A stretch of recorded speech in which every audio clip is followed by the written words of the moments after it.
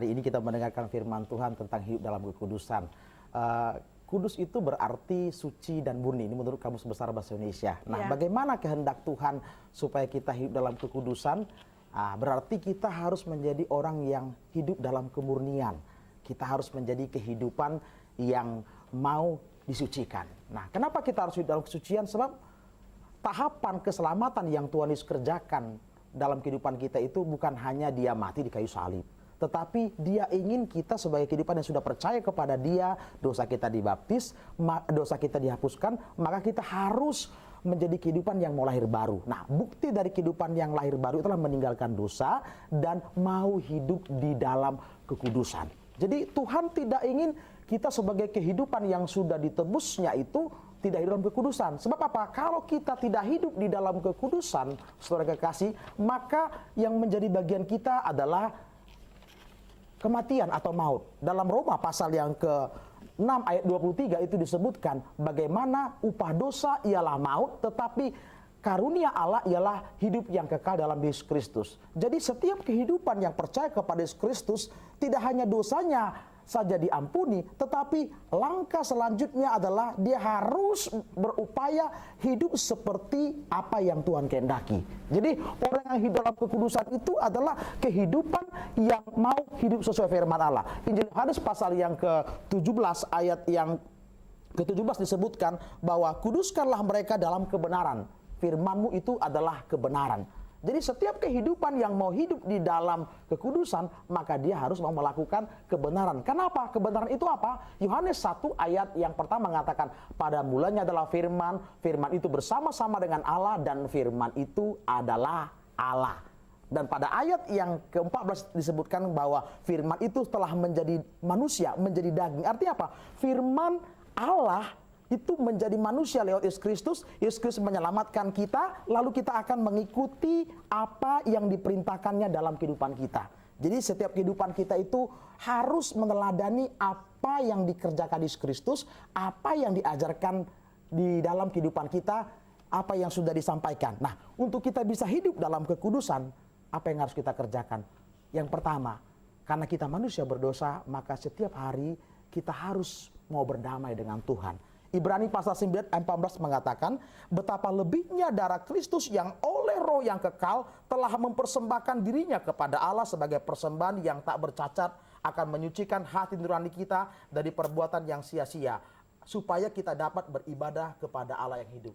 Jadi Bapak Ibu saudara kekasih, kita ini hari demi hari menjalani hidup, dan kita sadar atau tidak sadar pasti ada melakukan dosa. Apakah disengaja atau tidak sengaja. Oleh sebab itu mari kita sebagai kehidupan mau mengakui dosa kita. Nah, setelah kita mengaku dosa kita, maka kita harus tahapan yang kedua setelah kita mengaku dosa kita untuk hidup kudus adalah bersekutu dengan firman Allah.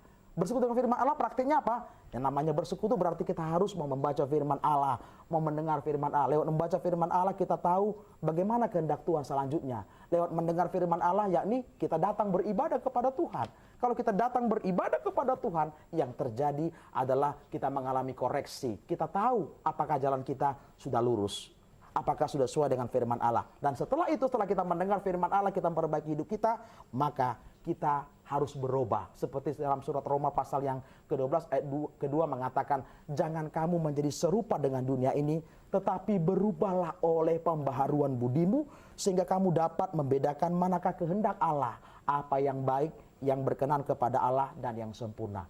Jadi saudara yang kekasih, sebagai kehidupan yang sudah mengalami keselamatan dengan cara dosa kita diampuni, diperdamaikan oleh Tuhan, maka tindak lanjut yang harus kita lakukan adalah kita harus berbeda dengan dunia ini. Berbeda dalam hal apa?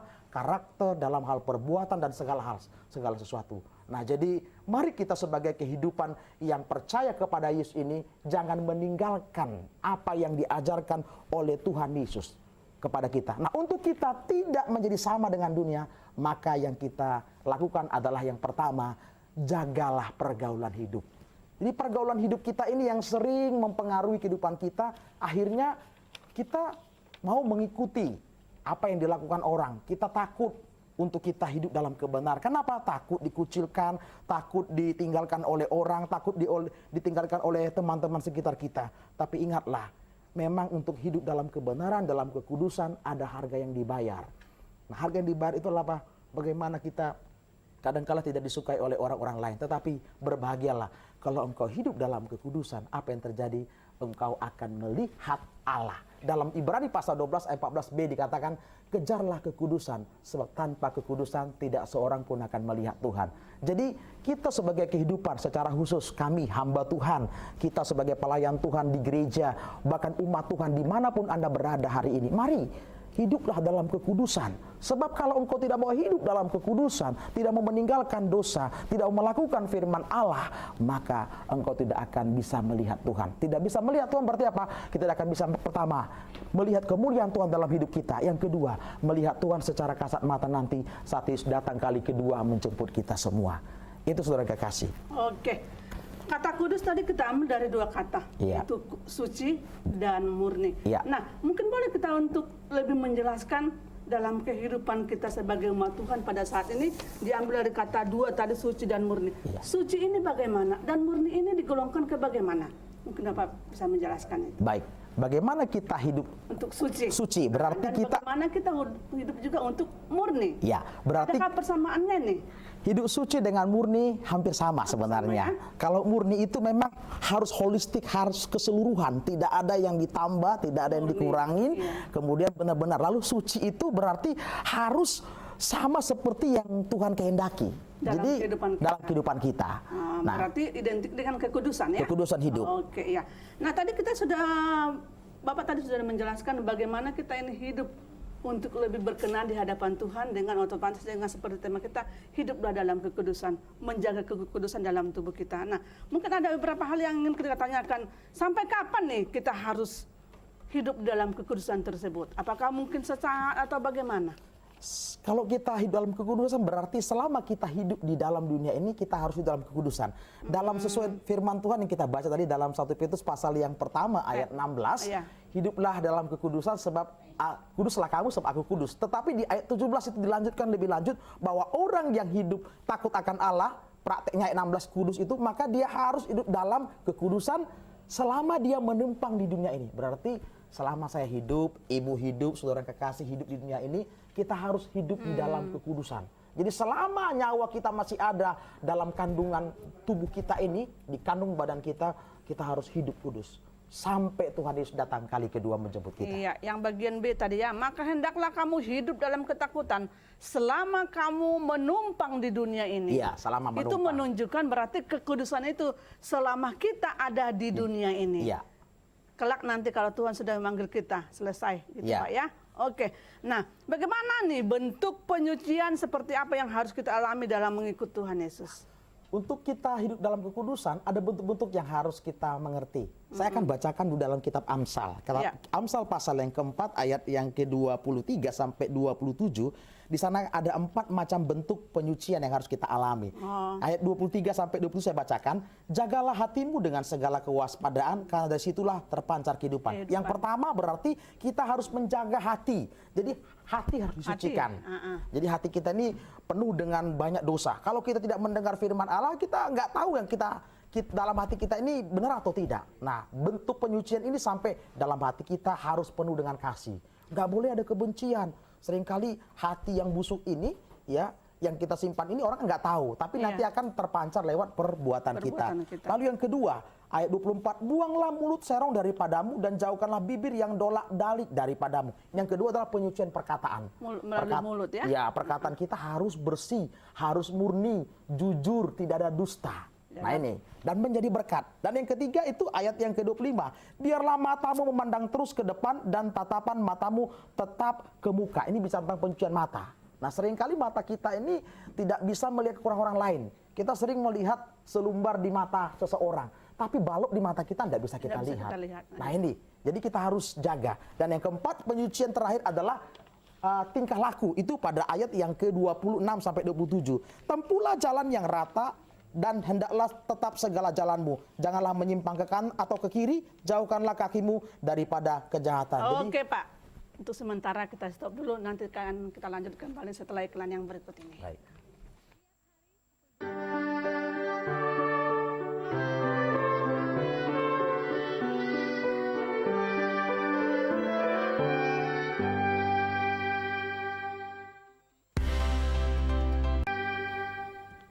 Terima kasih pemirsa, masih tetap bersama kami dalam acara Mimbar Agama Kristen. Yang tadi kita telah membahas bagaimana hidup kita untuk berkenan dalam kekudusan terhadap Allah.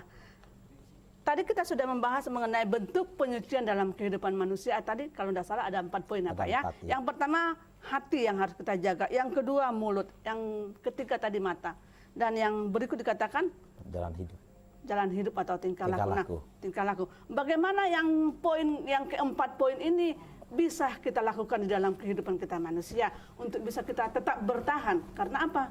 Sekarang kita tahu bagaimana keadaan hidup bangsa dan negara kita yang kadang kita diperhadapkan ke situasi atau hal yang sulit mungkin dalam kehidupan kita.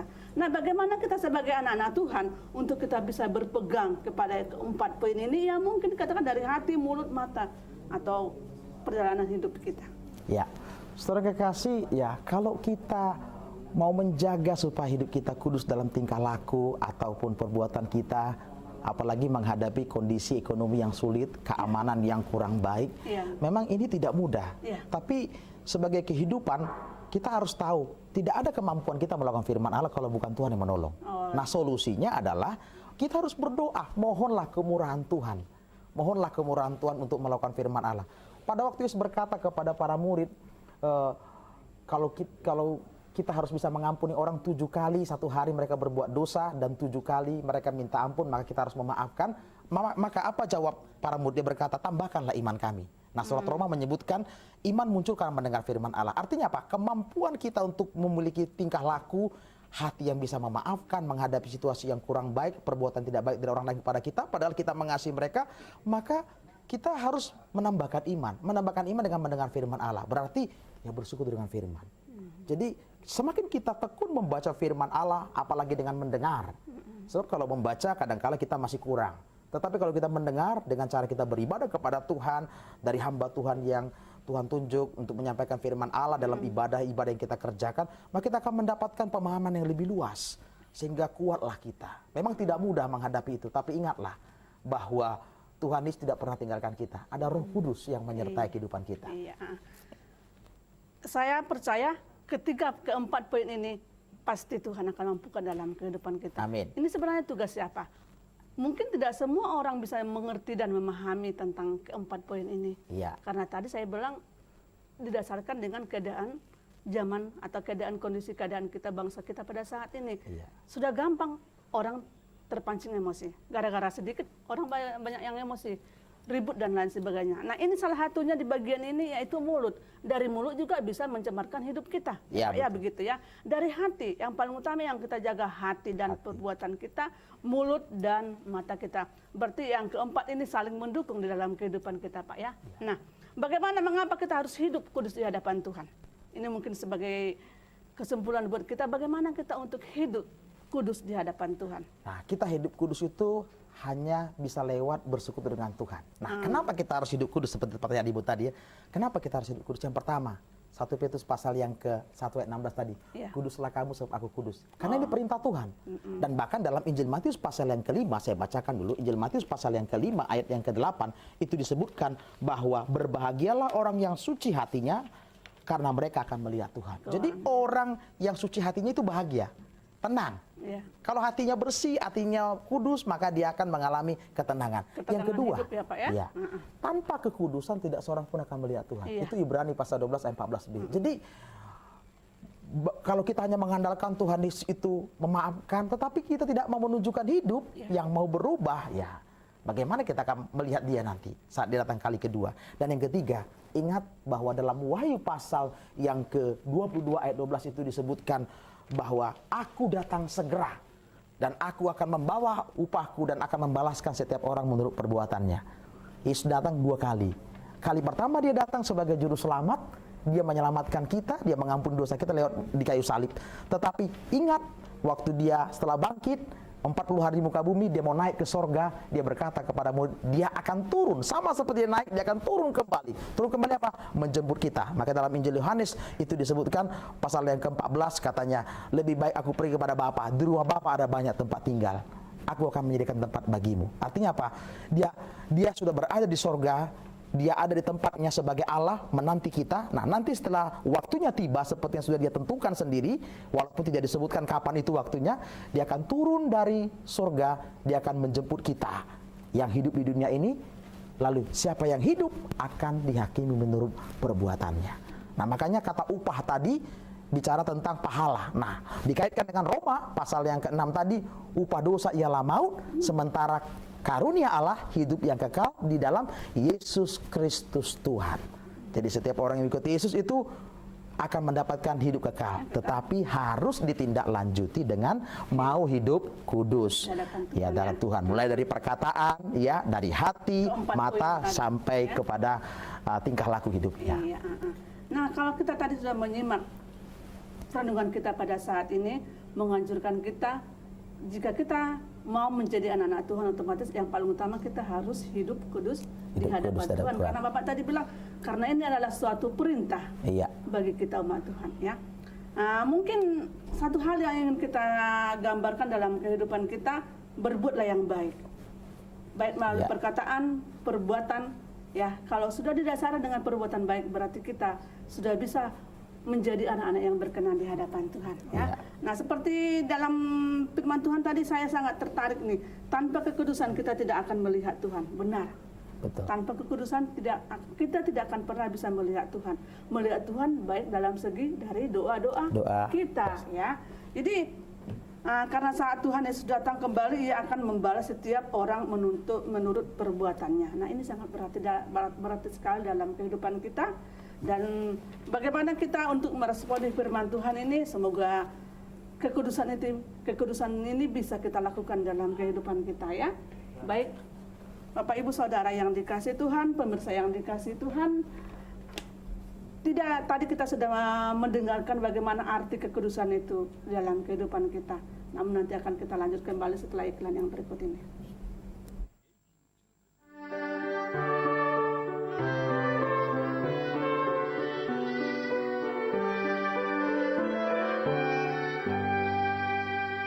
Kasih Tuhan, firman Tuhan tadi sudah kita jelaskan dan kita boleh memahami. Bahkan mari kita meminta pimpinan Roh Kudus untuk memampukan kita agar kita dapat melakukan apa yang harus kita lakukan sebagai kita anak-anak Tuhan. Kejarlah kekudusan, sebab tanpa kekudusan tidak seorang pun melihat Tuhan, karena Tuhan adalah kudus. Kita harus menjadi kudus di dalam setiap aspek kehidupan kita, baik melalui perbuatan, perkataan, tingkah laku kita dalam kehidupan kita sehari-hari. Sampai di sini untuk renungan kita pada saat ini. Kami percaya, mari kita tetap hidup dalam kekudusan jika kita mau hendak melihat Tuhan. Terima kasih atas waktunya. Kami mengucapkan salam dan Tuhan Yesus memberkati.